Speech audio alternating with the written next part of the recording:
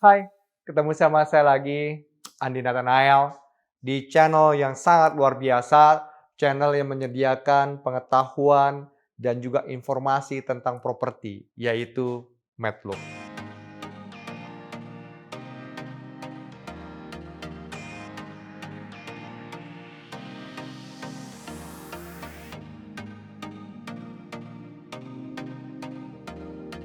Ya, subscribe ya, supaya terus mendapatkan informasi-informasi lainnya, bukan hanya dari saya. Banyak yang lebih expert dari saya yang akan bicara di channel ini. Saat ini saya coba bicara mengenai istilah kejebak dalam produk. Waduh, serem banget ya dari judulnya, kejebak dalam produk. Ada istilah dari orang Jawa yang bilang ojo kesusu. Nah, apa itu?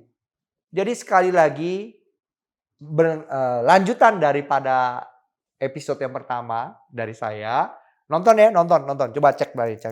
Coba di scroll, cari ada nggak gitu yang episode pertama dari saya. Nah ini lanjutannya. Jadi ojo ke susu.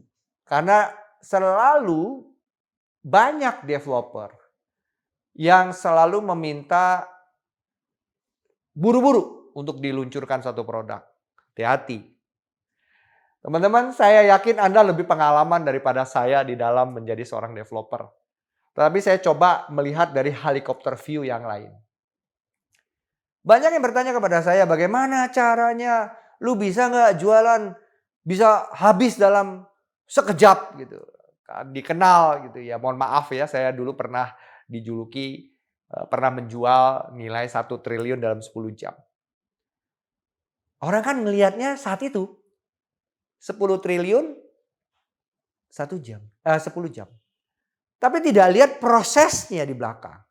Bagaimana proses-prosesnya itu? Berapa lama prosesnya? Jualannya sebentar. Jadi saya lebih senang prosesnya lama, jualannya sebentar. Daripada prosesnya cepat, jualannya lama. Setuju kan? Pasti setuju. Ya. Namun pada saat kita sudah mulai merencanakan satu produk, banyak yang kejebak dalam hal ini. Maunya buru-buru, ayo buru-buru, segera launching. Ini belum siap sudah mau launching. Ini belum siap sudah mau launching.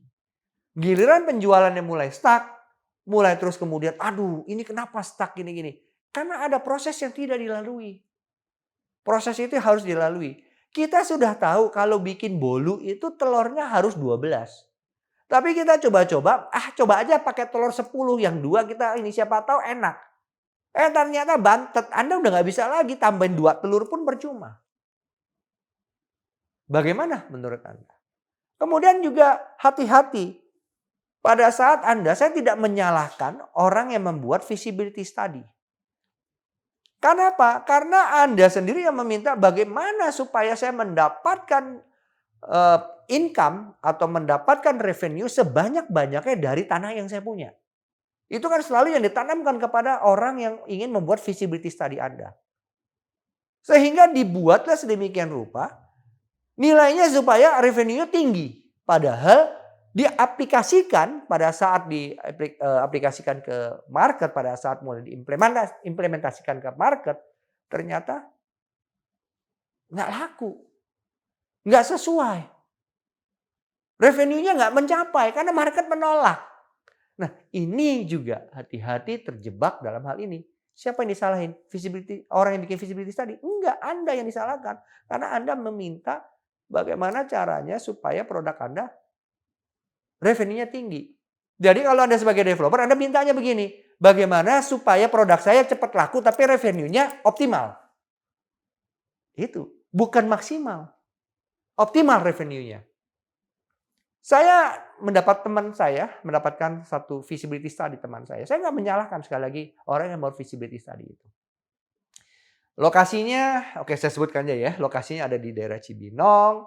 Kemudian dia membuat satu kajian feasibility study karena nilainya mau yang dioptimalkan. Di situ ada Soho dan ada low rise apartment. Low rise apartmentnya ukurannya 19 meter. Oke, supaya gampang hitungnya 20 meter.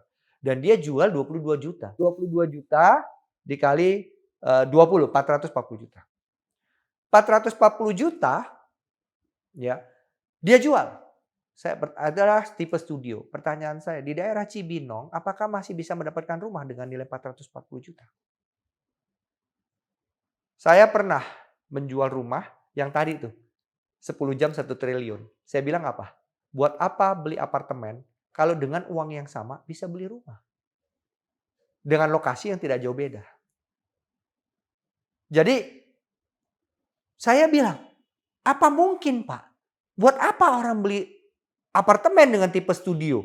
Sedangkan dengan uang 440 juta hanya berjarak 3 kilometer dari lokasi Anda sudah bisa mendapatkan rumah dengan tanah 60 meter. Bangunan 36. Bangunan aja udah lebih besar kan? Tanah udah lebih besar. Apakah ini salah? Nggak salah. Tapi waktunya yang salah. Kalau Anda mau jual ini nanti. Tunggu di daerah Cibinong, tumbuh pesat, dan lebih dari sekarang. Mungkin 10-15 tahun lagi baru tepat. Tapi kalau saat ini ya nggak tepat. Loh, angkanya beda dong Pak. Lah itu dia. Kemudian Soho. Siapa yang mau tinggal? Saya baca di visibility study-nya. Oh ini banyak nanti ada disebutkan situ ada pengacara, membutuhkan kantor segala macam. Pertanyaan saya, ada berapa ratus pengacara yang di Cibinong dan berapa ratus orang yang mau pindah dan berapa persen dari berapa ratus itu yang mau ngisi di Cibinong di tempat Anda? Itu yang saya katakan ojo ke susu.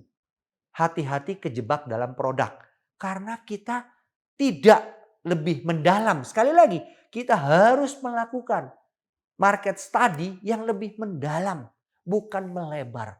Kalau melebar, wah banyak Pak.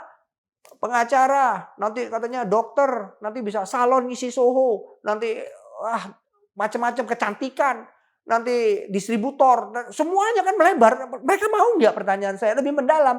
Mendalam itu bertanya, berapa pengacara, berapa distributor, berapa dokter kecantikan, berapa dokter gigi, berapa, itu kita harus tahu di situ. Dan mereka mau apa enggak masuk ke sini, mau enggak masuk ke Soho. Kalau enggak mau serapannya berapa, segala macam. Anda ingin cepat-cepat untuk proyek ini selesai dijual, tapi Anda tidak melakukan lebih mendalam prosesnya. Ojo ke susu, jangan kejebak di dalam produk. Kalau sudah kejebak seperti saya bilang, kalau kue bolu sudah bantet, ya wis susah. Mau diapain lagi? Rubah konsep, rubah nama, rubah segala-galanya.